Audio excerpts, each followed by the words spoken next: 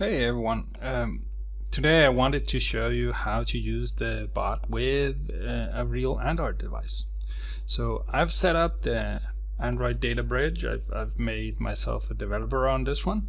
I've plugged it in with a USB cable into my computer and made sure that that now works. There's another video on that, but here I can now use QtScrcpy to mirror and control this device. So I'll first do that. I have a few settings here on this one. I can decide to go with the locked orientation. The frameless setting is important. Please remember to have that on. I'll make sure the device is always on, so if the bot takes breaks or anything, that the device won't turn on and I'll have to enter my code or use my fingerprint or whatever. And I'll turn the screen off. This will make the device screen turn off, like go black. It might save a bit of power, and that's okay. And then I'll execute this command here, which will make the program go and look for devices. And it found my device here, which I can then start the mirroring off by clicking start. And there you have it. I locked it to a 90-degree angle, so that's why it's kind of down. You can see I actually clicked the power button there, and I'll make sure to enter my code, and that's about it. So now I have this ready here, and I can't really move it or anything, which can be kind of irritating. But in this case, I'll need to have frameless off to actually be able to move it. So if I stop the server, take frameless, start the server, turn it back on, and now I'll actually have the option of moving it. This is not needed for the bot, but if let's say I wanted to stop it again and start it again, you'll see it will show up here. I'll stop it. I'll make sure that it's frameless. That's kind of important. And now it's here, and I can start the bot just to show you. Here in this case, it has just made a copy directly of this and chosen a size. This might not be the correct size for the bot to actually work. So I'll start this. Go to the debug here. Didn't find it because it is set to use Knox. I'll change that to use QtScrcpy. Actually means that I have to restart it. So close that. I'll restart it here. And as soon as that happens, go and check whatever it needs. It's here. I'll do a debug, I'll test it. As you can see here, it's seeing a bit of a small size for this window here.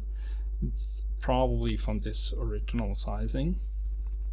If I started the bot, it would come and tell me immediately that, hey, the size is wrong.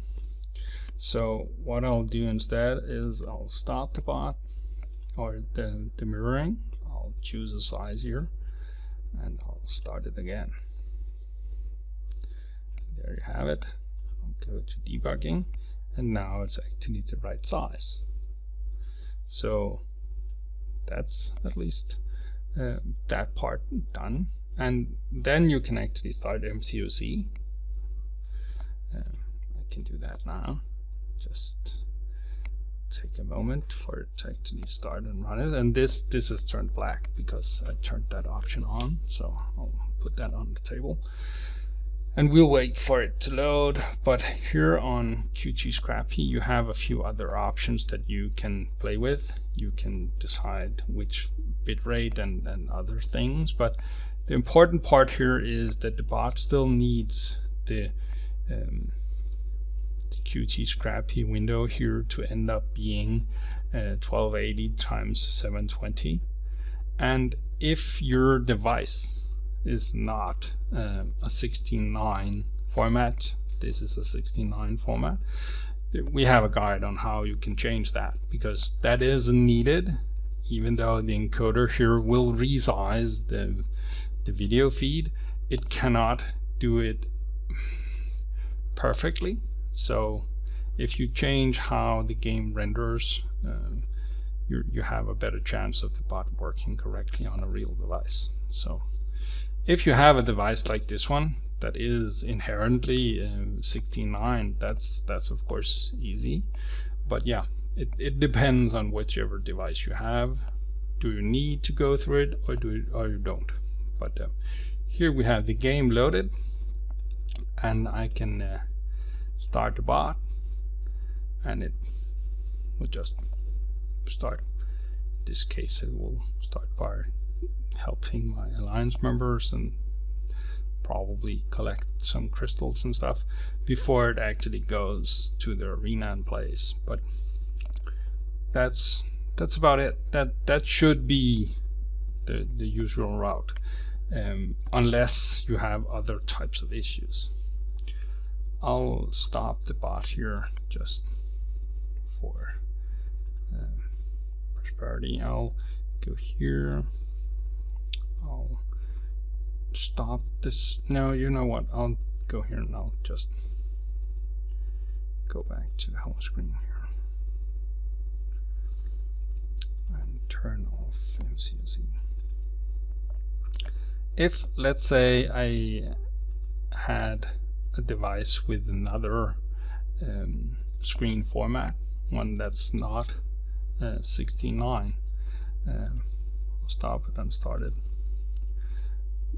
The way this would look would be something like this. You see here, there's gray parts of this. So in this case, the bot will not be able to determine what screen it's on, and so that's why you will need to make sure that